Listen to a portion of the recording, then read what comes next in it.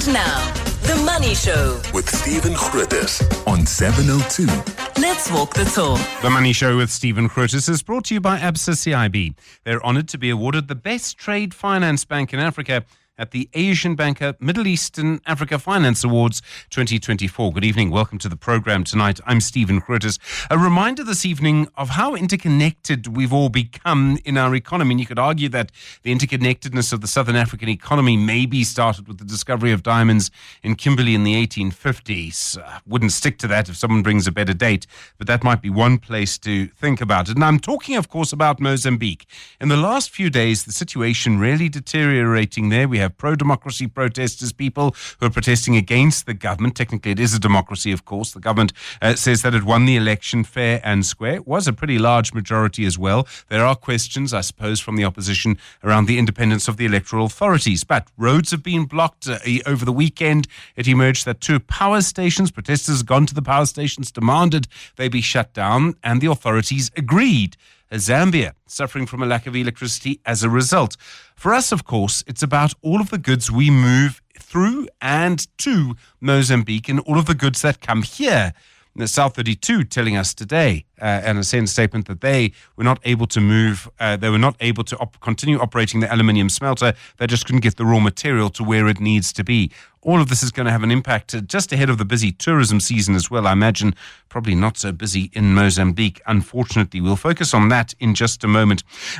From time to time, you hear stories about mining rights and the difficulties of mining rights. And part of it is that there is still no proper working digital cadastral system, as I understand it. The cadastral system is a sort of digital mining map of minerals and who owns the right to which minerals where. You get different kinds of rights as well, prospecting rights and mining rights and things like that. There's been a claim today that one company is trying to steal the mining rights or to try and steal the minerals right from underneath another company that technically holds the rights. We'll find out from Peter Major in just a moment why this all gets so complicated, how this happens, and can we expect any of it to change.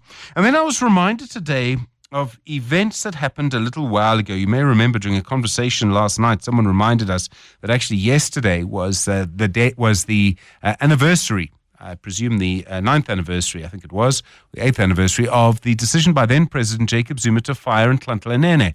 And I was reminded because business confidence figures came out today from the South African Chamber of Commerce and Industry saying that they're at their highest, so business confidence is at its highest now since it was in October 2015. Nene was fired in December 2015.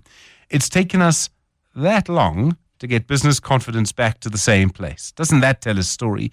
In the meantime, housing prices in Joburg, not in Cape Town, have pretty much stagnated. And doesn't that tell a story too? It does really tell you what's been happening in the last 10 years, the last 8 years, and the last 9 years in South Africa in so many different directions. But it does just tell you some of the long-term consequences from political actions. Also a comment, of course, of what our politics was doing at the time. Good to hear from you tonight. 011 883 0702 021 446 0567 and 072 702 1702. Talking of Nene, one of the things he was doing was fighting a form of state capture.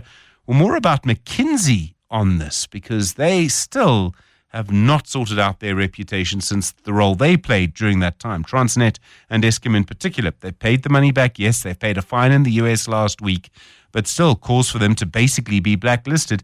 And when people make that call, how can you blame them? I mean, if you look at what they did, I sometimes wonder if there's something intrinsic in the nature of these consultancies that leads them to behave in this way.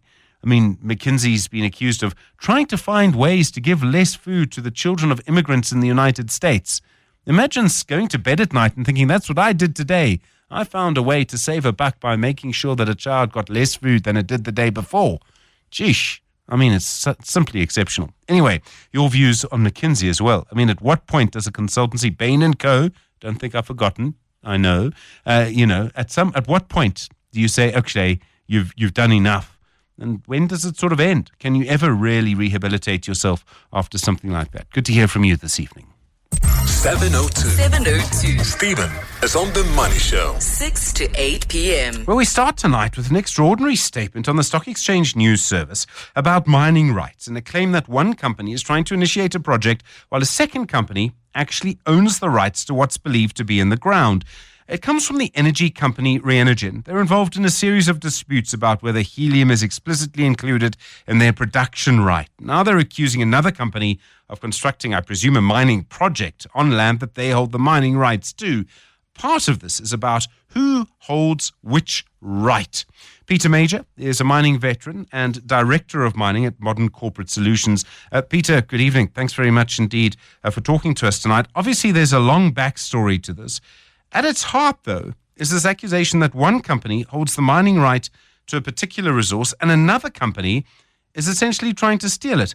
How often are situations like this happening? Well, they're happening way too often, Stephen. And you use the word steal. Unfortunately, that's what a lot of this is, stealing. I don't think it's quite in this case, but it does look like the original owner, Renergen, had done everything correctly. They own all the rights, their petroleum rights, which are a little bit different than mining rights, but it gives them the right to remove everything in a liquid form, whether it's natural gas, helium, or sulfur, or anything in a gaseous state. So they have the right over this whole large area, and they've been there for, I think, over 12 years, since 2015 anyways. So that looks good. And then you've got this company that's putting up solar farms, solar plants, and they're next door to them. But then they want to use some of Renergen's property to put up their plant. And it looks like they did negotiate in good faith, and that Renergen said, okay, you're only taking a little bit of our property, and we don't think you're going to be sterilizing any of our resources there. So what I've read and heard was they did give them permission for a little bit on 2 phases. But then this third phase came without any consultation, without any warning. And what makes it more sinister is that it was granted. So you say, here we go again. The DMR is granting licenses that people who haven't complied, and it makes it difficult for people who do comply. And now it turns out it's really difficult because this new applicant is a guy we all know is probably the richest person on the continent, Patrice Motsepe. Well, it's a company under his. So you've got somebody with a lot of firepower behind him, a lot of contacts in government and financial institutions, taking on poor Renergen that a lot has gone wrong for them, almost everything. So they're in debt. They can't get new funding. They're probably behind in a lot of compliance. So there's 2 ways of resolving this. They sit down and they talk to each other and say, let's not drag this out. Let's work out something. Or they go to court. That's why we invented courts, when people can't agree, and let's see what the judge says. But Renergen did have rights over that area, and it looks like they weren't properly consulted. So, I mean, how can something like this happen? I mean, if there's supposed to be a consultation process, presumably the DMRE is supposed to manage that. I mean, and that's, I'm presuming at this point, without hearing from them yet, that this is where something went wrong, or someone is just jumping the gun and not even listening to the DMRE. I think we're all learning, Stephen, that management is a huge job, and that the incoming government totally underestimated what it's like. Not only just manage a country, but to manage each division. And yes, managing thousands and thousands of permits. And that's why everyone has wanted them to put on a cadastral system that will help them manage the permitting and licensing process. But then that would go against all the fun and games they have. You know, if this thing is easier to manage and more transparent, there'd be less room for funny things going on. I mean, also, a big part of this surely is that the current system is on paper. Things happen to bits of paper. They get lost. They're misinterpreted. There's perhaps a lot more room for a personal view rather than there would be on a digital system where everyone can see what's going on. Well, exactly, yeah. Things are supposed to be on paper, and they were for 150 years, but are those papers safe? Are those documents safe? Where are they stored, and who gets to look at them? The whole idea of a cadastre is that everybody can look at it all the time. So you can go back, hey, look what it said last week, look what it says this week. There's 101 reasons we should have had this cadastre system put on 25 years ago. But if you talk to the people that were at the Geoscience Center and the DMR 25 years ago, they'll tell you they had the world's most modern one just set to be implemented, and they were told by the ruling party, no, we have other plans. You just put that one aside, and we're going to do it our way for the next 2 decades. Do we know, I mean, is anyone keeping account of how often this kind of thing is happening where one company appears to be taking, taking the right, stealing is probably too strong a word, but certainly doing something in an area where another company has the right that they shouldn't be doing. I mean, obviously quite a difficult thing to keep account of. It is difficult, and it happens way too often. I would literally say it happens every day. I'm not exaggerating. I'll bet there's at least 300 of these that happen a year. I can think how few I'm involved in, and at least half of them, 50% of the licenses I'm involved in have this kind of thing happen. And yeah, you wonder against. If you know you're going against Patrice Motsepe, then you phone up Patrice and say, can we talk about this? But if you're going against the government or these mysterious people, you're never sure. Do they have the firepower? Do they have the financing? Because you know how much financing and firepower you have, so you weigh up. How much can I spend? How many days? How many thousands can I spend? And that other guy, especially if it's the government funding it. So, oh man, this thing has to be cleaned up. I feel sorry for Renergen. I don't know why it was such a big issue for Patrice's company to go consult him a third time, because it looks like the first two consultations on phase 1 and 2 went really well. Everybody was happy and agreed. Didn't cost anybody any money. So was this just a small slight that somebody forgot to do it? But the company that did the first two consultations, the first two phases, then sold their company to Patrice. And that wasn't told to Renergen, and it was supposed to have been. So there's a few things looking funny here, and I can see this going to court. You know, they don't have anything else to stand on if they don't go to court. Yeah, Peter Major, thank you very much indeed. I imagine then quite a lot of stuff will come out one way or another. Peter Major is a mining expert, Director of Mining at Modern Corporate Solutions. The Money Show on 702. Monday to Friday, 6 to 8 p.m. Well, more confirmation in the last 2 days of the impact the political situation in Mozambique having on our economy. First, the Lebombo border post closed again yesterday, shutting our border to trade with Mozambique. Today, the mining company South32 confirming it had to shut its aluminium smelter there. It can't get raw material from it. Protesters are forcing authorities to shut down 2 power stations. You can imagine the impact of that. That's having an impact on Zambia. It shows you how interconnected things are. One organization, one industry that's been really affected by this are the people who drive trucks, not just in and out of Lebombo, but all the way through Mozambique as part of its location in southern Africa on our border. Gavin Kelly is the Chief Executive Officer at the Road Freight Organization. Gavin, good evening. Look, there's been some protests, there's been some coverage of these protests in our media here. Not a huge amount, but what you seem to have, from what I can work out, there's a group of dedicated demonstrators. They're able to mount consistent protests. That's having a big impact on the Mozambican economy, and it's having particularly a big impact on their roads. It's making your industry, it's making it impossible to do business. Good evening, Stephen. Something about protests on the coverage, what? Yeah, it's a big problem, isn't it? And this seems to be really giving us a lot of issues on the eastern side of our country, especially through the border of Lebombo, where we've been moving mining commodities, the coal, the chromes and the manganeses, those ores that we haven't been able to, for the last couple of years, get through our own ports at a reasonable rate. And that's really a blight on ourselves, I suppose. But yes, so Mozambique, the Lebombo, the Maputo corridor, as it's called, is really now closed because of the protests, the unhappiness that's happening in Mozambique, and there isn't really an alternative right now. How many trucks are normally going into Mozambique? I mean, in normal times, there's a huge amount of traffic to the point where we've had queues there, long queues at some point. Yeah, we've seen queues now and then when the systems haven't been working too well. So we've had queues of 22 to 25 kilometers, roughly 1,000 to 1,500 trucks on some days.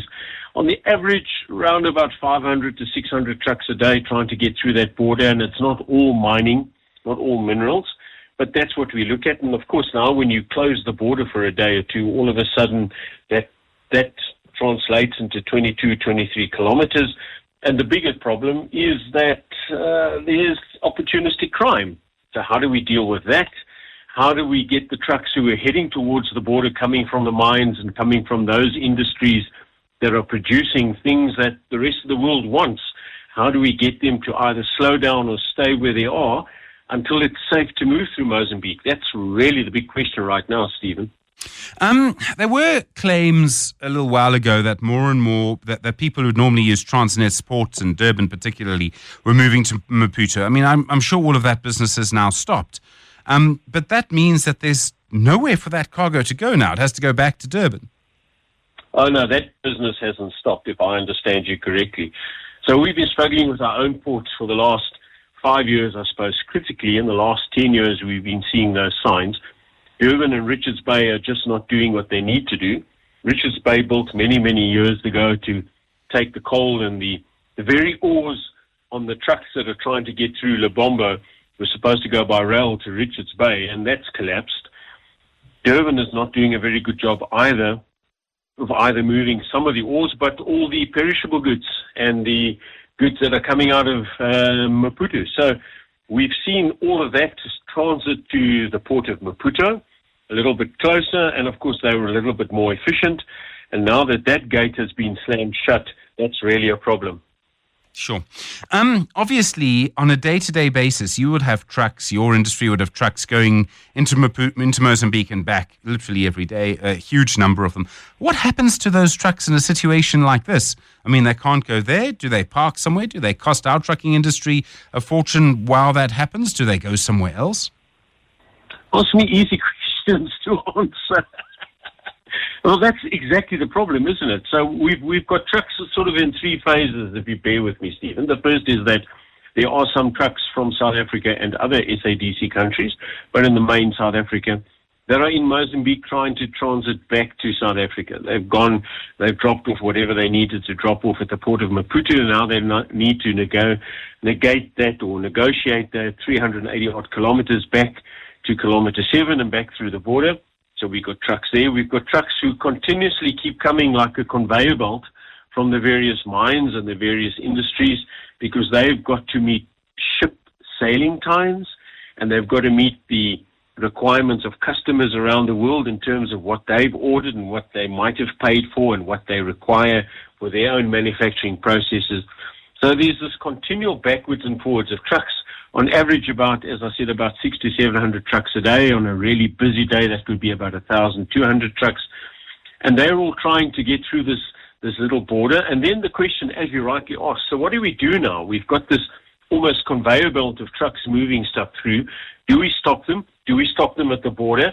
And the obvious thing to do is to stop them where they originate, because you don't want this sort of long queue to suddenly originate at the border, everyone trying to get through a point where they actually can't.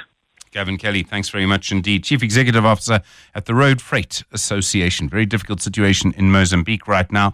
And one of the big stories about it actually is how long the protests have run. That's often the test. How consistent? Can they keep it going for a long time? For the moment, clearly they can. The Money Show. The markets. Anthony Modasani is the senior equity sales trader at Absa CIB. Anthony, good to see you. Thanks for coming in. A couple of pre-close things. Thungela had quite a positive pre-close statement. Yes, thanks for having me, Stephen. Good to be here. A positive update for Thungela. Stock closed up 3.2%. It bucked the trend versus the rest of the mining space. They noted that the Transrate Freight Rail initiative supported by the coal industry have allowed for the annualized run rate to increase to approximately 52 million tons annually. And what was more pleasing about that is that the corridor is performing ahead of expectations since the annual maintenance shutdown period.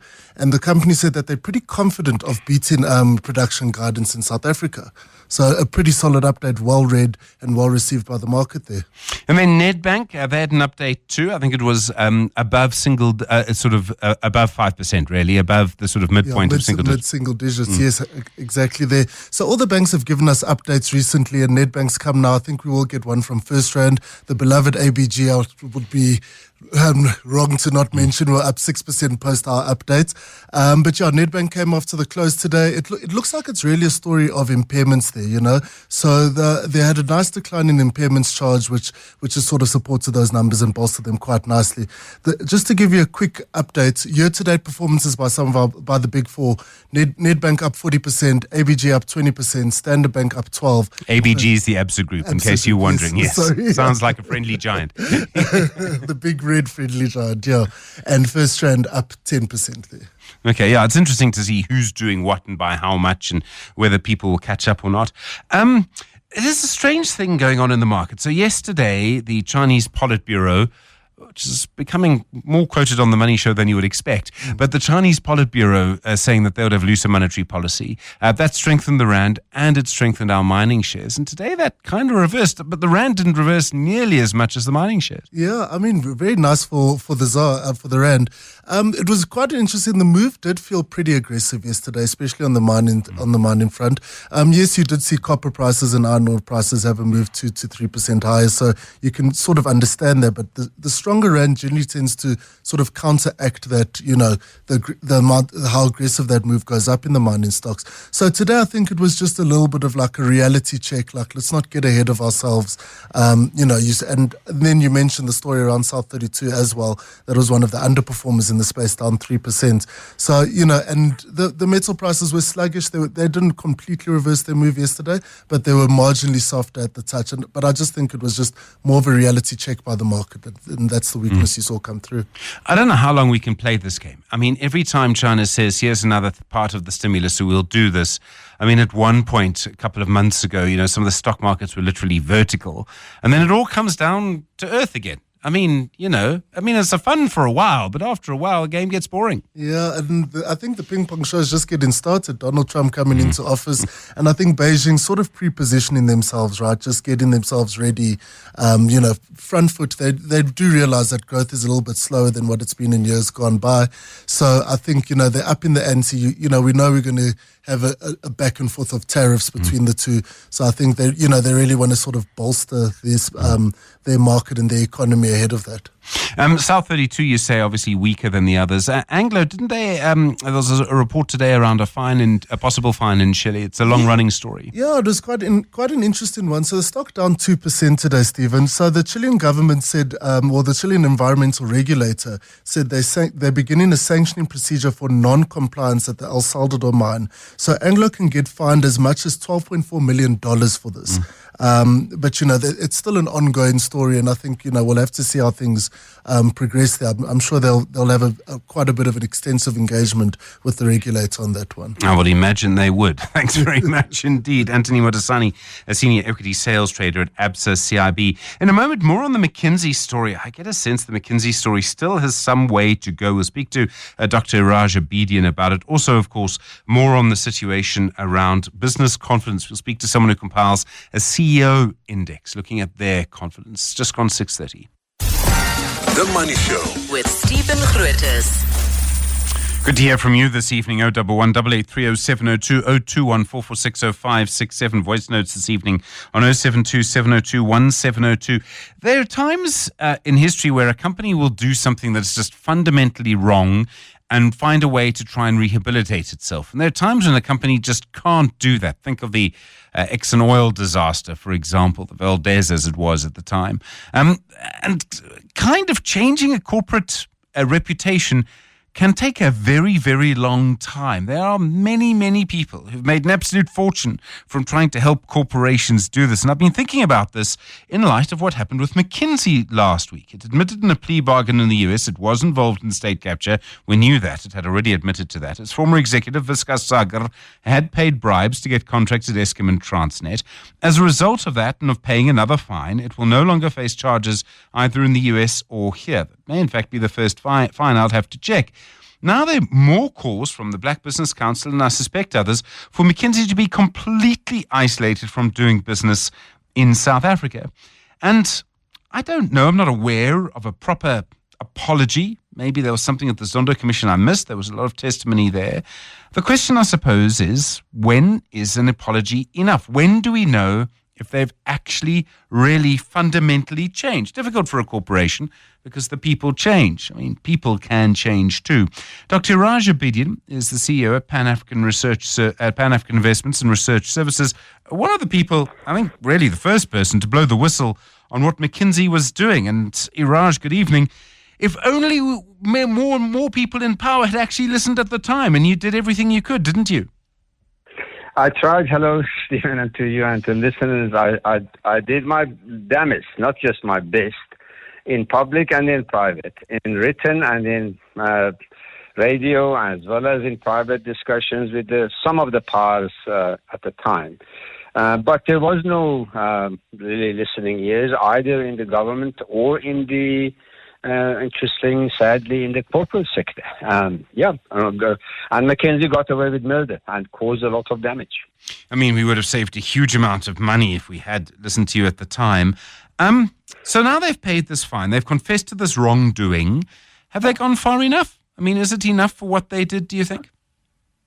Not nearly. Remember the damage that they did, at least in one of the biggest contracts that I know of, and I'm sure there are others, was in the order of 11 billion rand of potential contracts with Eskom for something that should have cost no more than between 2 to 3 million rand. I'm talking about minus 3 zeros. So, did they pay something? They paid the fact that they admitted guilt, but did they pay back all that they have stolen? The answer is no. Did they offer any kind of compensation for the damage that caused? Are two different things, Stephen. One is what you've stolen, one is what damage have you caused in the process of stealing it. And thirdly, what damage did you cause to the economy? And damage was in the form of course, not Mackenzie alone. Others, SAP and others were involved, as the Zondo Commission has well documented, that they actually, with the help of politicians at the time, they brought South Africa from investment grade to junker status. They caused what is now ultimately led to the grey listing. Now, these are monumental damage to our society, to our economy. And of course, with the Bains and others, they managed to destroy a lot of institutions within SARS and the reputations of that very well-respected organization. So I think, have they paid enough? Of course not. And that's squarely because our government just didn't keep them into account. And National Prosecuting Agency has limited regulatory let's say, headroom or ability, because the legislation doesn't let them go as far as they should and would like to go. I mean, often the response from these consultancies, Bain and McKinsey, is that we didn't really know what was happening in the South African operation. But I remember at the time someone pointing out to me that there was no way, if you look at the money involved, as you say, that you point to how much money they were getting. I mean, what was happening in South Africa made the South African branch of McKinsey very important to McKinsey. They must have known. I mean, there's no way they didn't. Of course they must have known. And for the record, and I've said this before, I met with the two top guys in my little office in Morningside, Johannesburg, making exactly the point that you just made. I said, how is it that in a small economy like South Africa are making more in dollars, not in rand, in dollars that you make in UK and in France and in a couple of other key economies? Doesn't that already tell you everything? That you're doing relatively so little, but you're making monumental margin on it. This is absolute childish, inexplicable, almost a rookie type of justification for any executive that says, I didn't know, we couldn't see. Of course you see. If something is too good to be true, you damn sure you know it's too good to be true, and you follow it up and you get to the root of the problem. And it was just way too good to be true for South Africa to be the best performing destination where McKinsey was doing business. These consultancies, I mean, do you think there's something intrinsic to them, something inside them, something about their very nature that makes them do things like this? I mean, do you think that every now and then it's sort of these two, McKinsey and Bain, Boston, which is not involved in this as far as I know, but occasionally their name gets dragged in, not to this, but to other things. Do you think there's something within the very nature of what a consultancy does that leads to this kind of thing?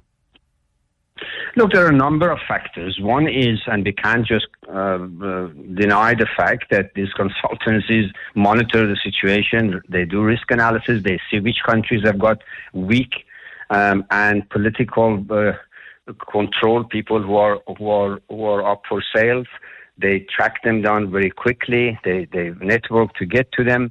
That's their job. Their job is to create bonus per year. Remember, none of this consulting, McKinsey, Bain, if you look at who the top consultants are there, they seldom stay there for long. They are there between 5 to 6, 7 years to make millions in US dollar and euro and move on. And how do they make it? By focusing on specific opportunities, by tracking down either businesses or most likely government organizations or a combination of the two that offer them extraordinary type of margin or reward. They zoom on that, secure as many contracts as they can, and their contracts within this is not big salaries. McKinsey's and Bain's and them seldom earn big salaries. They really make basic salaries by market standards. But if they can bag big contracts, they get a massive bonus. Sometimes it's really almost grossly so. And that's why these things happen in these organizations. These organizations are set up to incentivize people who, as they say, they must be good hunters. They must rainmakers. That means identify which ministry is for sale, which business corporate is ready to become part of a scheme. Like remember, we had our own late Marcus Jusler and the like. So there are these people in the business sector too, but in governments more frequently. And if these consultants can bag and focus on and make 2 or 3 contracts, and they go and retire and enjoy their lives. So, I mean, how do you feel about it all now? I mean, we know obviously you have strong views, correctly so. Should they be completely blacklisted from our economy now? Should we just say South Africa is a McKinsey-free zone? No, Stephen, I've put it in writing as a proposal, and I'm repeating it. And this is not just me. I've consulted widely with the international players who have much more experience than I do. And there are 3 or 4 things that they have to do. They need to acknowledge that they've done. They must name who the sort of network was, who were the collaborators, if you prefer. Number 3, they need to have an independent team assessing the damage that they have caused, and they must pay back the compensation to that nation, be it here or be it in Germany or anywhere. And finally, and not insignificantly, they need to sign a code of ethical conduct that if anything of this nature happens, they will pay a multiple damage in terms of the damage that they've caused. In other words, there should be an exponential disincentive for people who've been structured and incentivized to corruptly earn excessive remuneration. And we can't ban everybody. It's a kind of the market economy and the free economy. Banning also will not solve the problem. They'll find proxies. It's like banning alcohol. Something underground will happen. We need to be open, transparent, but incredibly decisive in acting against this malfeasance and misbehavior. Dr. Iraj Abedian, thank you. Really appreciate your time tonight. Really appreciate what you've done on the CEO at Pan-African Investments and Research Services. Your view, I mean, at what point, I mean, would you accept the proposal that Iraj is making there? Would you go further? Do we just ban them? Is there other action we can take against McKinsey? And to an extent against Bain, 011 883 0702 021 446 0567. The Money Show with Stephen Grootes is brought to you by Absa CIB. Honored to be awarded the best trade finance bank in Africa at the Asian Banker Middle East and Africa Finance Awards 2024. On the next Money Show, Sheldon Tatchell, founder of Legends Barbershop, joins us this week's Shapeshifter. He's the current top overall entrepreneur of the year, 2024. He'll tell us about his trial and tribulations of growing a barber empire. Business Unusual with Sapiro Moyle, organizational behavioral specialist. Then your consumer ninja, Wendy Nola, in your corner, fighting for your rights this Christmas. Also, all your top business news of the day. 702. Stephen is on X. At Stephen Grootes. Well, numbers today from the SA Chamber of Commerce and Industry confirming business confidence among firms is now at its highest level since October 2015. Also today, some evidence that CEOs are largely, I suppose, clinging or holding to the confidence they've been feeling in the last few months. It's CEO Confidence Index, just down 2% in the fourth quarter compared to the third quarter. It's put together by Mercantech Capital. The head of M&A buy-side at Mercantech Capital is Miles Weldeck. Miles, good evening to you. How do you read this figure? I mean, is it fair to say, generally speaking, CEOs are still much more confident than they were a year ago? Good evening, Stephen, and to your listeners. Yes, I concur with your statement. CEOs are definitely more confident than they were a year ago. It's amazing what South Africa can do over the last 12 months. We're starting to see the positive effects of the GNU. The reduction in load shedding and the clearing of the port infrastructure has produced some impressive results when it comes to confidence amongst the business leaders of our country. I mean, does that necessarily translate into growth? I mean, the sort of figures we're looking at for next year are kind of 1.8%. Stephen, it's a forward-looking indicator, so it provides us quite a good barometer of what we could expect to be going forward.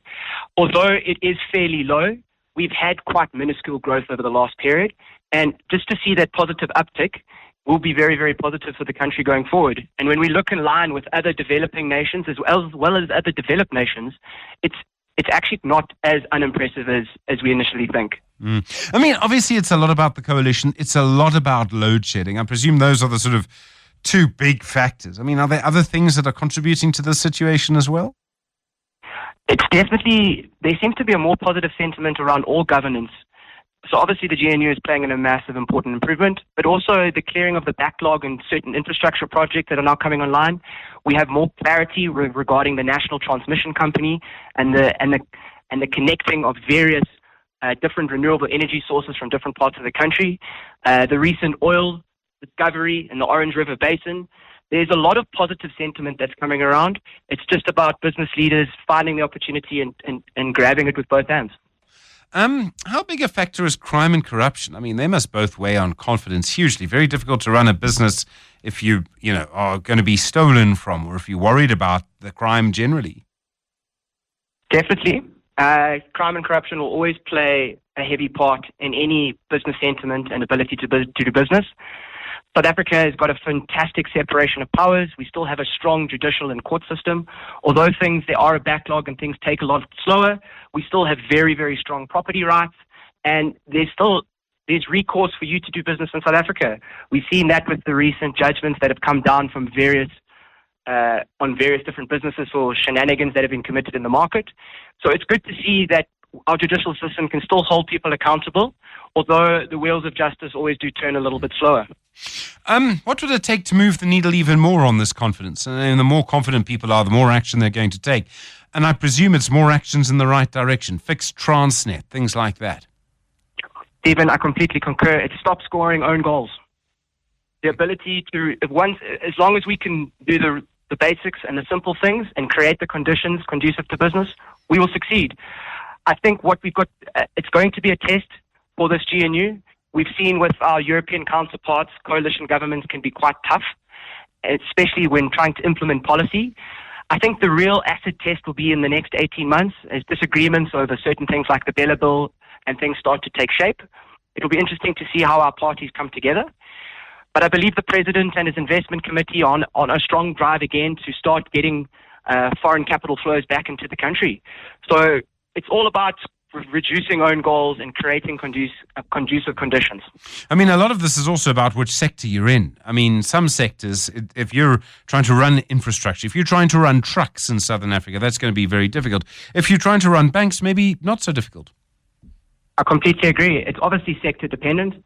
So, for instance, what's very unique about our confidence index is that it does it on 12 different sectors according with the MECI.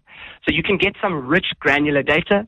For example, real estate was one of the sectors that confidence has seen a drop.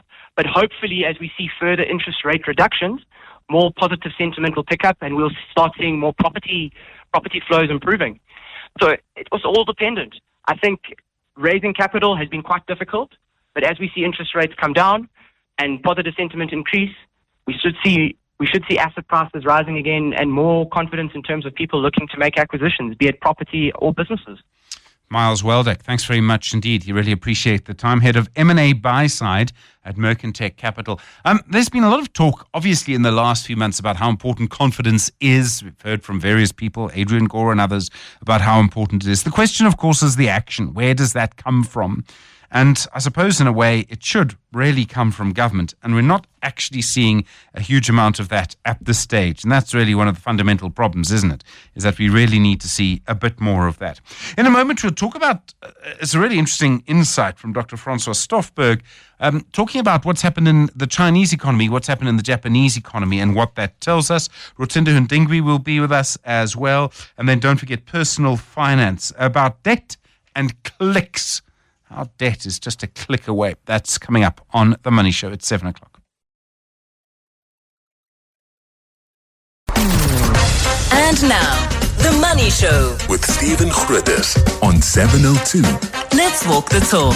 The Money Show with Stephen Grootes is brought to you by ABSA CIB. They're honoured to be awarded the Best Trade Finance Bank in Africa at the Asian Banker Middle East and Africa Finance Awards 2024.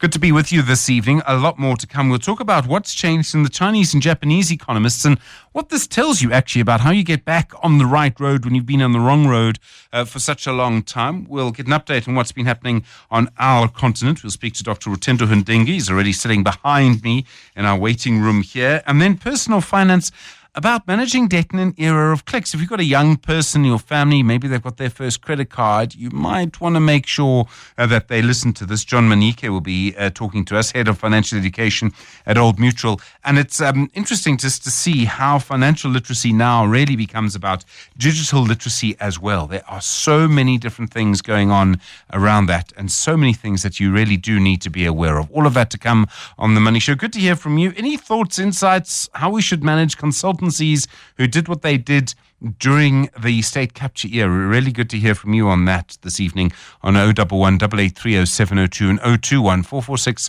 0567. The Money Show on 702. Monday to Friday, 6 to 8 p.m. Well, amid all of the noise of the US election and its results and the noise and fuss about China's stimulus, a comment today by the economist Dr. Francois Stofberg, he's the financial well-being economist at the Efficient Group, he said something important, something fundamentally important rather, has happened this year in two of the big Asian economies. He notes that for the first time, Chinese long-term bond yields have fallen below Japan's. In other words, investors are betting that Japan seems to have got on top of its long problems with stagflation, while China appears to be battling deflation. To put it another way, Japan seems to have found the right road eventually. China, it seems, is in the process of getting lost. Well, Dr. Francois Stofberg on the line to you now. Francois, good evening. I mean, this is a huge moment in a way. It really shows how the economies of these two countries are changing direction. Absolutely. And I think that's why the Chinese economy has been getting such a beating. And on the other end, the Japanese economy, especially the bonds, seem to be doing better and better. So overall, I think still a lot of questions being asked in terms of the trajectory. But it seems like what's that old adage that says that you can just keep on improving by 1%. In Japan's case, over a long period, it makes quite a bit of a difference. And I think that's what we ended up seeing happen this year. So Japan, I mean, low growth forever. Interest rates were negative for a very long period of time. Forever, yeah. Yes. Not suddenly on the right road again, but certainly, as you say, 1%, 1%. How did they do it? I mean, the short version, please. Yes, well, yeah, the very short version is, I think, just a lot of incremental steps, small incremental steps in the right direction in terms of fiscal policy, monetary policy. They were one of the few, I think, literally one of the three who increased interest rates this year. So they've been, I think, very actively involved, which we thought wasn't necessarily a good thing. And I think the jury is still out on that in terms of the quantitative easing, which they started almost a couple of decades before the rest. So they've been closely monitoring, interjecting when they can. It's a very risk-averse society. And I think they've been playing into their strengths in terms of technology, in terms of very high-skilled employees, in terms of subsidies, supporting households where it needs to be supported, being open to trade, playing a very important political role, not siding too much on either side. But I think a lesson that we can take here from in South Africa's book, and doing all these small incremental steps from a fiscal, monetary side, and definitely from a legislative side to support that economy and to get it going again. Is there a lot more that they can do? And let me just sort of make the comment that I'm sure is going to arrive in this, that if demography is destiny, yes, and you have an aging population, I mean, I think it would be very hard to grow that economy in a strong way again. Yes, this is one of our favorite statistics. And not just that they sell the most KFC watches on one of their days every year, but there are currently more adult diapers being sold in Japan than baby diapers on an annual basis. So Sure. it's one of if not the oldest population globally.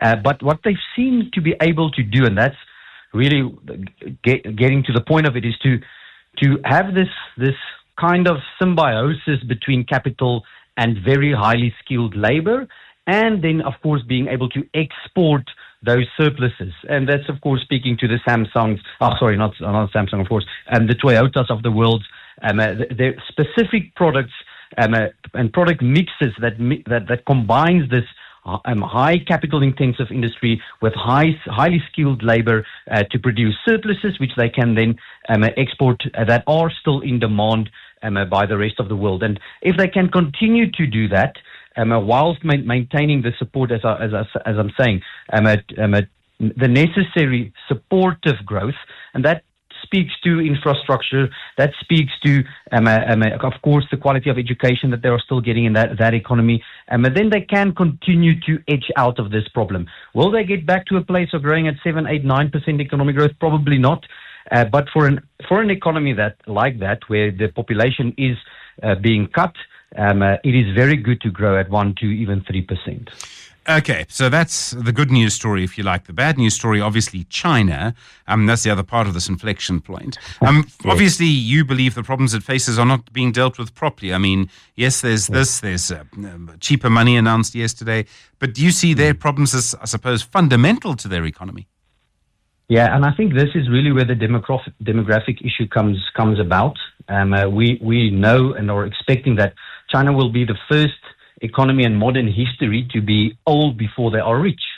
Usually an economy is rich before they are old because of the demographic wave that then supports this like the boomers really supporting the previous generation, and you're not going to see that in China. They are going to be old before they are rich, and that places a lot of pressure in the long term, especially on government to intervene and support this aging demographic. They don't have, like we have in Africa as a good example, in South America to a certain extent as well, where you have the largest portion of your population being of working age, very young actually in Africa's case. So that's, I think, systemically this one-child policy that is going to cost them dearly, and it doesn't seem like they're making the right decisions quick enough to address this issue.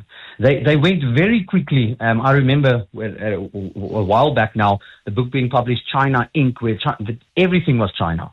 Literally everything was China. And then they went from that, producing these small little plastic things. We know what they did throughout the manufacturing curve, but they've been unable to redeploy and reskill, going from the boilermaker to the engineer to the specialized a highly functional engineer in aeronautics, whatever it may be. So they haven't been able to do that on the scale that they did in the past to uplift their economy further and make them rich, if you want to use it that term. So systemically, they're not pulling the right levers. And I think a big thing here is because the research has shown that you can grow an economy sustainably with an autocratic or democratic economy, but it's really about the policy. And the problem with an autocratic system is it doesn't give people freedom of expression, and that deters from long-term economic growth.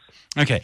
None of this, I mean, both Japan and China, none of this is set in stone. They can still change their stars. They can still change the road they're on. Does China really have any realistic options to do that? They do. It's a difficult road for them because they have a very tight grip on their economy, a very, very tight grip, and they'll have to let that grip go. They can become more autocratic if they were richer, so that they could pay their people to be happy, if you want to use those terms. But that's really the social issue that they have now, is how do we allow freedom, and that freedom of expression, especially through the free market system, how do we allow that whilst maintaining a manner of control? And if they want to play that game, it's going to get really, really difficult. But you can probably reinvent your infrastructure, reinvent manufacturing like they want to do now in the green space and everything else, and then try to prolong that process. But it's a more difficult route. They can choose on the other end to start opening up their economy, start playing more fair, if you will, in international trade. And I think that'll, in the short term at least, give them the boost that they need.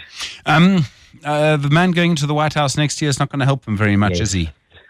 Yeah, that's of course the big problem that China faces now, is that Trump is a man of action.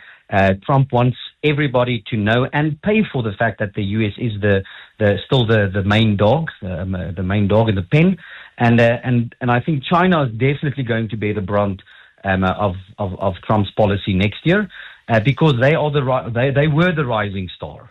They've been halted, at least in the last couple of years, and they're really struggling, as we know now, this year as well. And it doesn't seem like there's going to be any real change.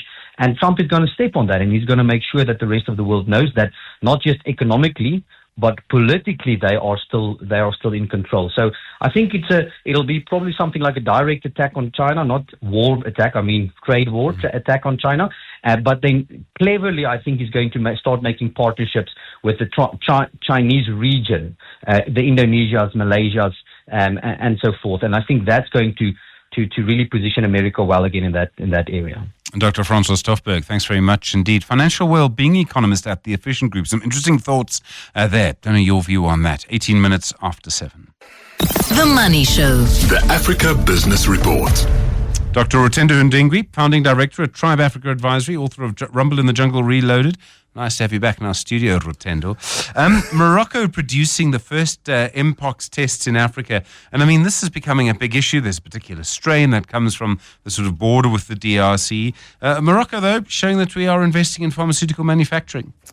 Good to be back in your studio, Stephen. And you're absolutely correct. So with regards to Mpox, as you know, as a disease, just in this year alone, there have been 59,000 Mpox cases and about 1,164 case deaths in 20 countries. So obviously not the same statistics as COVID, but at the end of the day, a big challenge with regards to health and safety on the continent. The company is called Moldiag. It's a Moroccan startup, and they've been given the go-ahead by WHO. With regards to actually manufacturing the Mpox virus. And I'm quite excited about this story, Stephen, on two fronts. One is it's the whole thing about Africa in terms of creating solutions for itself to address these challenges. The Mpox problem, obviously, it's the epicenter, as they call it, is actually in the DRC or East Africa.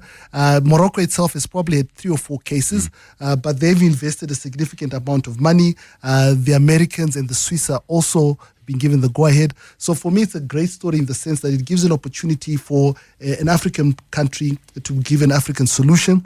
And I think the other thing is that they've made it affordable. So the World Health Organization, WHO, actually states that you have to make it available at a cost of plus or minus $5, and that's what they've done. And they've come to the party. So for me, it's a great story and just highlights us creating solutions for Africa for a need which is required, and it would be great to see how this rolls out.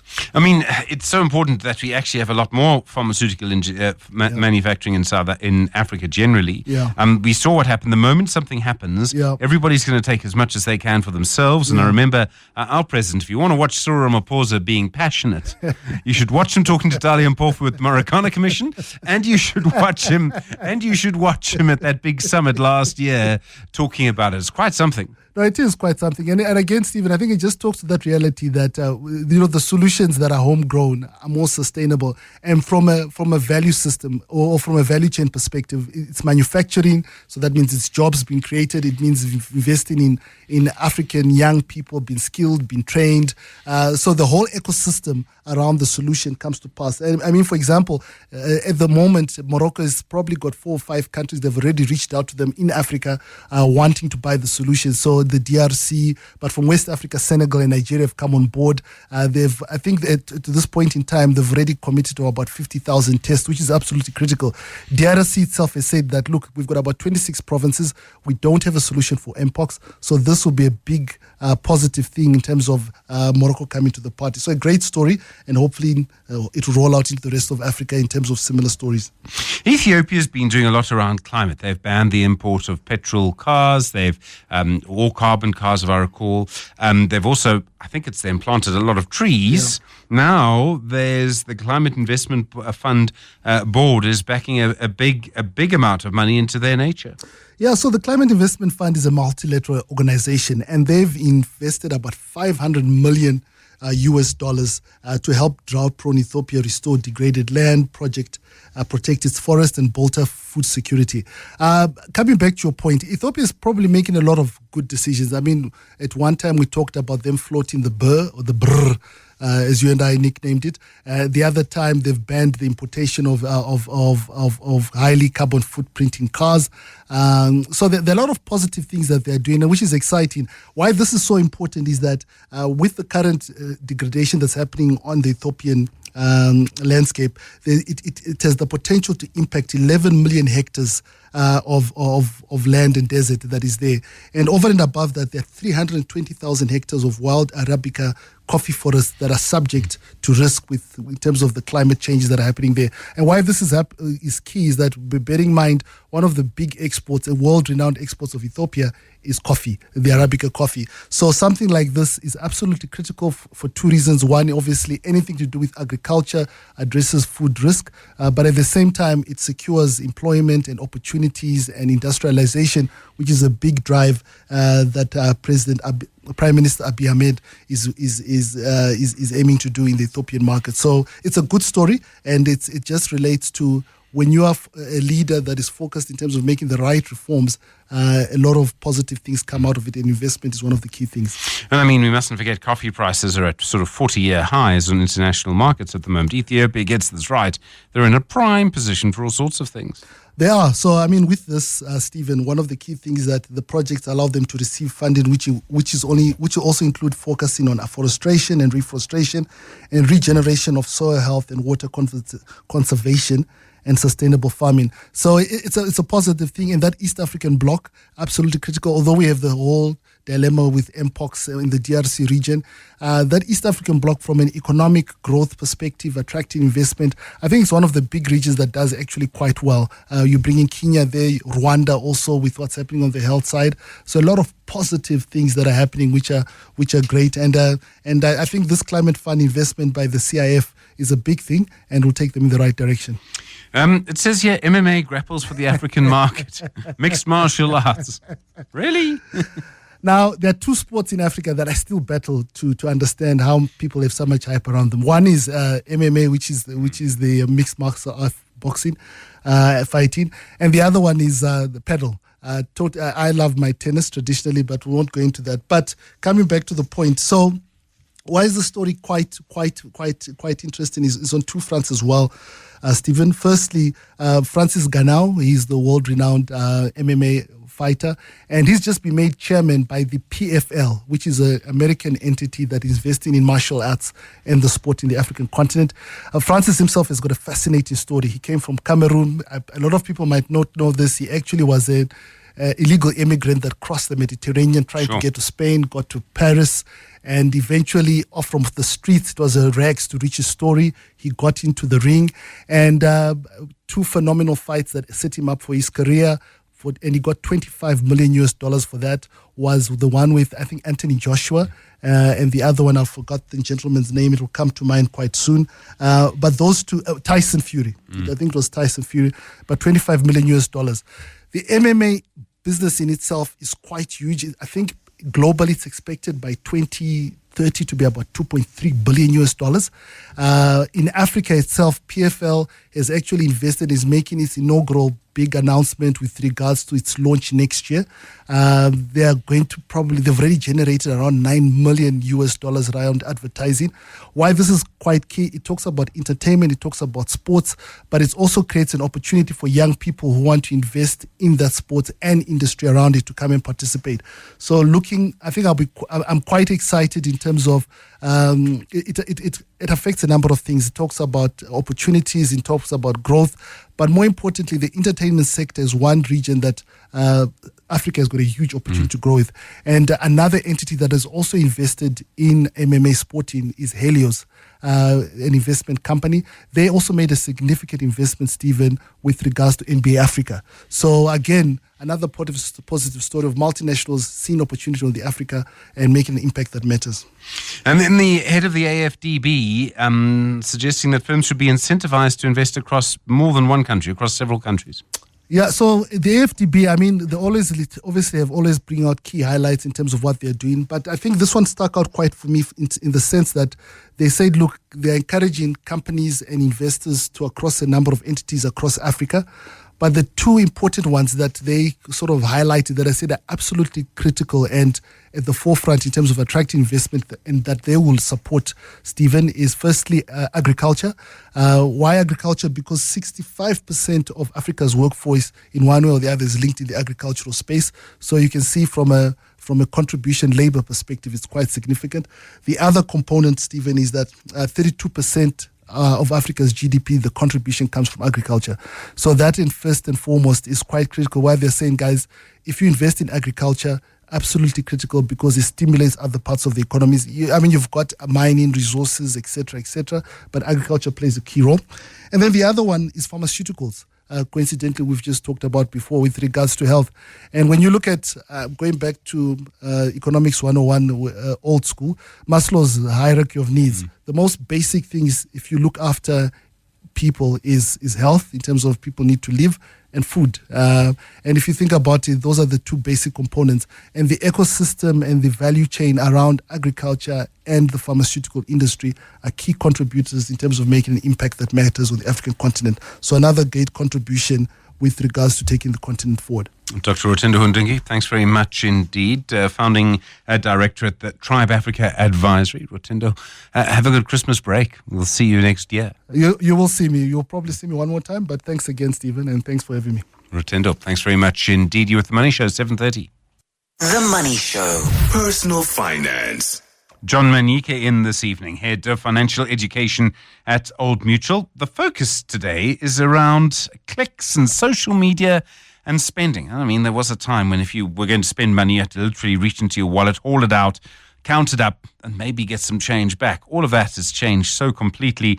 And so along with its spending habits, and I have a suggestion, I have a feeling that a lot more people are spending a lot more money than they would be otherwise. John, good evening to you. Thanks so much for your time tonight. The idea of spending money on plastic that you just tap, it's just numbers. You don't actually see it. I've always thought there's something tangible that we've really lost when it comes to spending money. No, absolutely. I think, and good evening to you. It's far easier when you see the money leaving your wallet. But I mean, we live in a digital age, and because you don't literally see the money, except that you do have access to check what your balance is. But I mean, it's even that. I mean, you may get an SMS with your balance. But for some reason, it just seems to be a problem. I mean, I was listening to your earlier insight about internet becoming a challenge, especially for children, if it's unsupervised. But I don't think it's children only who are having issues with internet. I think adults are really finding it difficult to manage their money because it's plastic money. They don't actually see the money leaving them literally. And before they know it, and we end up in debt. So, I mean, that's the one thing on the one side. The other side is the rise of social media. I mean, you have everywhere you look people who seem to have a lot of money but don't really, new products, new this, new that, and it all looks so great. No, absolutely. Look, I mean, when you look at people post things on social media, I mean, I've never seen anybody posting truth about their past mistakes that they've learned from on social media. Let me just say, people generally want to project, success. We've got this idealistic image of a perfect life, and that's why, marketers have caught on to this, and they use a lot of influencers because they know that there are people who have huge followers, and we just want to imitate this, the so-called influencers, and we want to buy the things they buy. We want to go to places they go to, so we get easily influenced. And I think, it goes back to the science of repetition.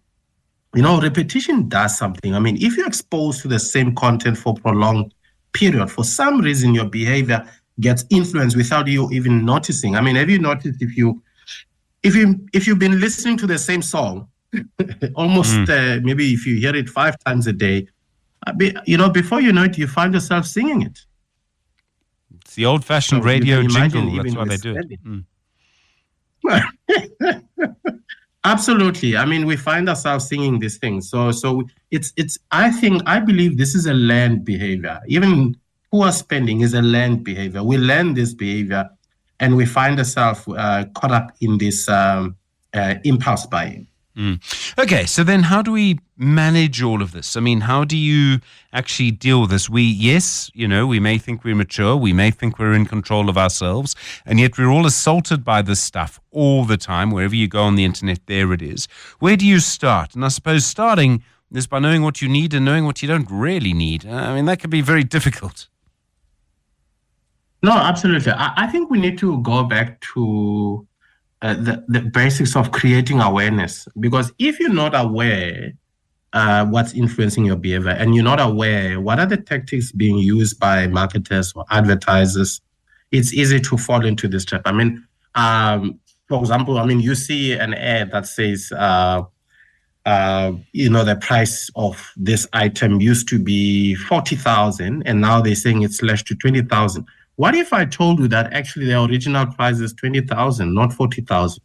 But you have this false sense of a bargain. I'm not saying there are no bargains out there, but there's a psychology behind playing around with words and creating a sense of agency, creating a sense of scarcity. They tell you while stocks is limited, or they tell you there's only 2 items left, and you always wanted this thing. Now you think, oh, it's a bargain, and somebody can just buy it. But why is it still 2 items left 2 months later?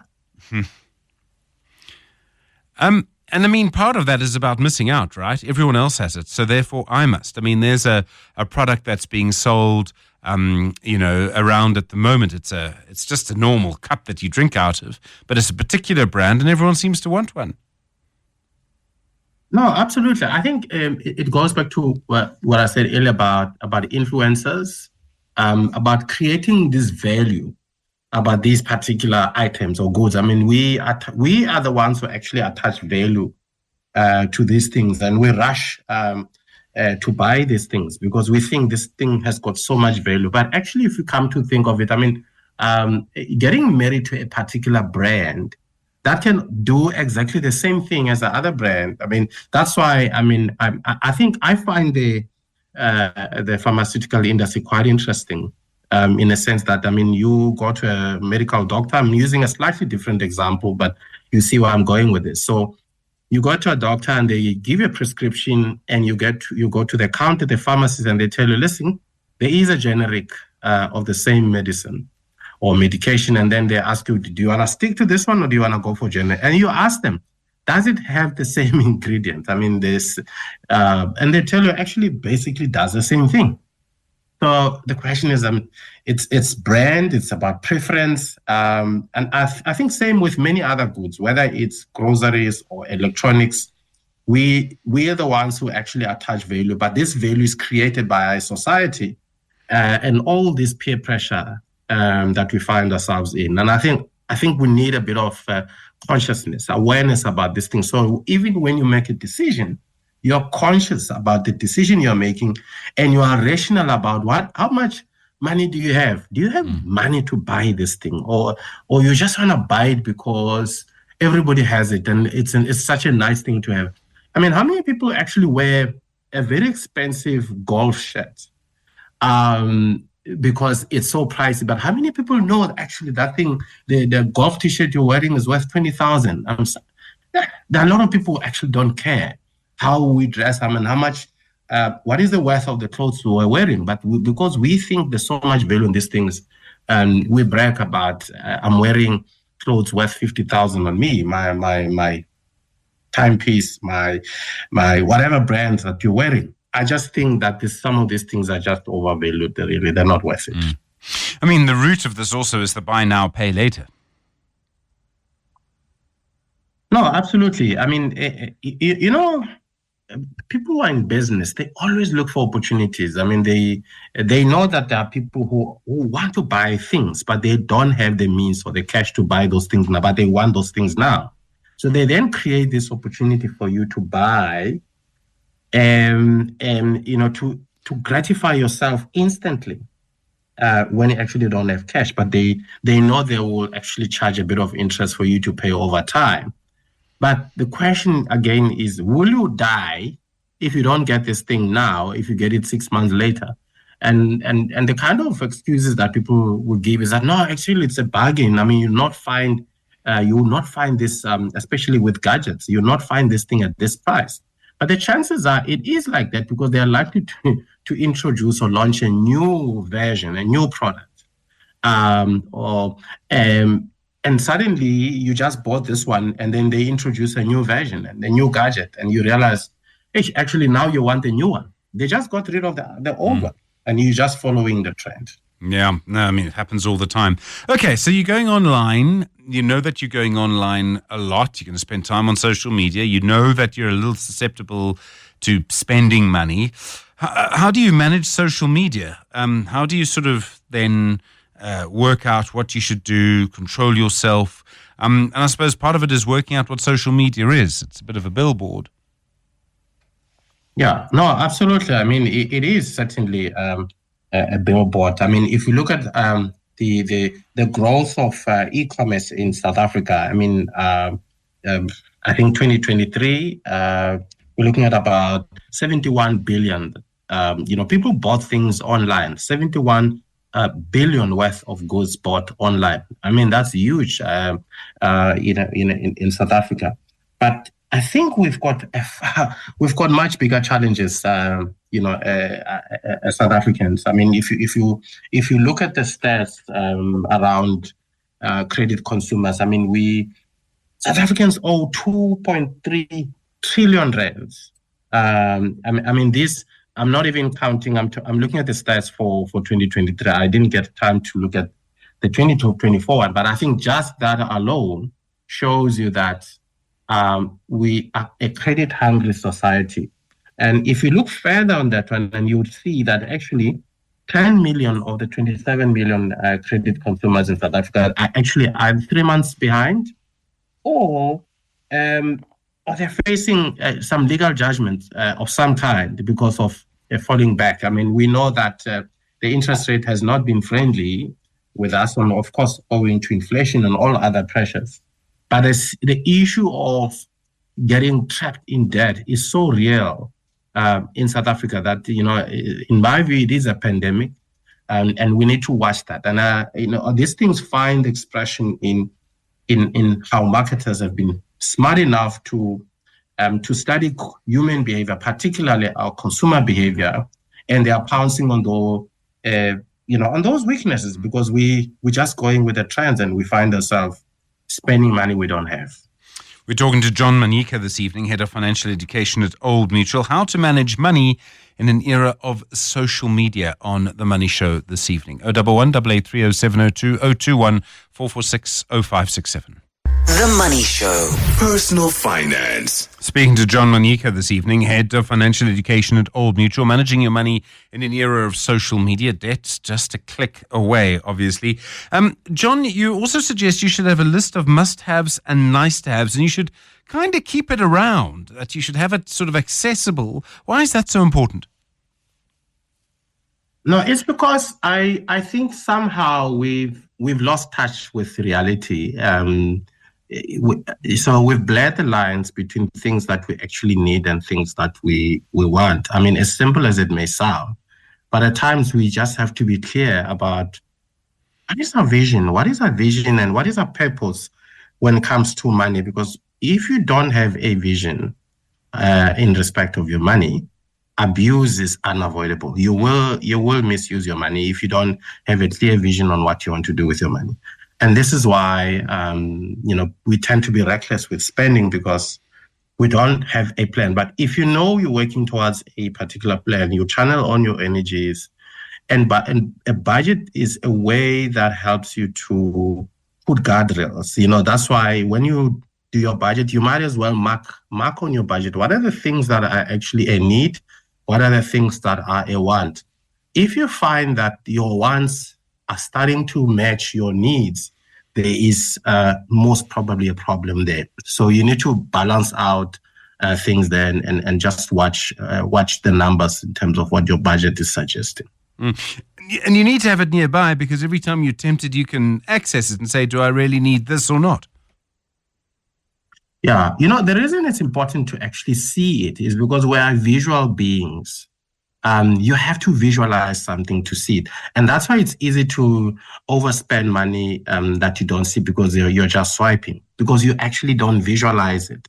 And the reason back then, I mean, when, before the advent of technology and the social media, it was easy to know when you're running out of money is because you had cash, physical cash. I'm not trying to advocate that we need to go back to using cash. No, I think the days of cash, of course, are obsolete. There's all sorts of risk with using cash.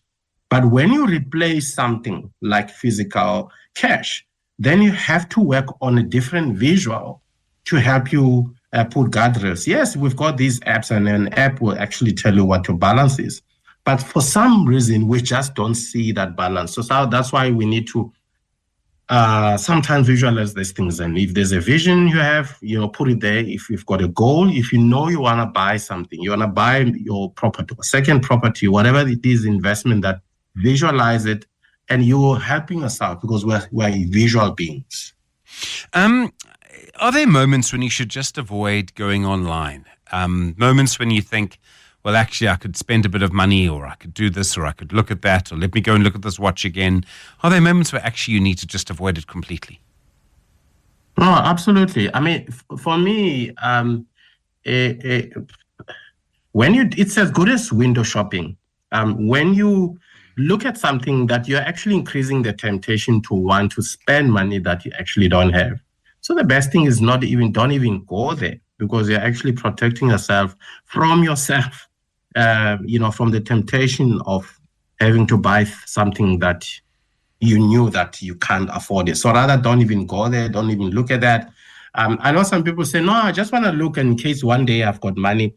But that's the risk that you're facing by going to do window shopping or, check stuff online. You're going to find yourself being tempted. You'll start justifying why you need to buy it. So why increase the temptation of spending money you don't have? And then the other one is sort of following a 24-hour rule. What would the 24-hour rule be? A bit like taking a breath.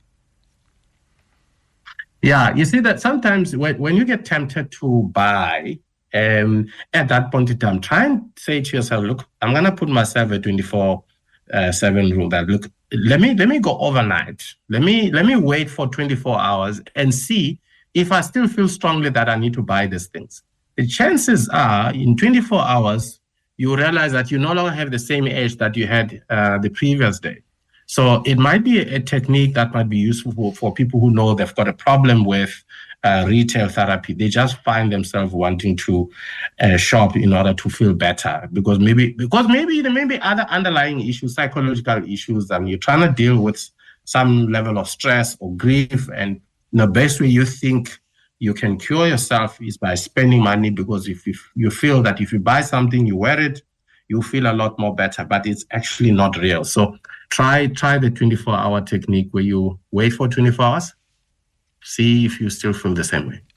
John, I can't help but wonder if there's something more fundamental about all of this, which is that when you spoke about, the need that you may have or the gap that you may be trying to fill, I mean, we're all spending just too much time online anyway. If you're with a group of friends 3 times a week, in the evening, you're probably not going to have time to spend online. Yes, you'll be spending some money, but you'll be spending it very differently. And isn't that really the issue? There's something fundamental about the way we are as human beings that is changing, and you're seeing it being expressed in spending patterns, but actually something else is happening to our characters. I mean, something fundamentally is shifting, and I don't know if it makes us any happier. I'm sorry to say this, but I don't think it does.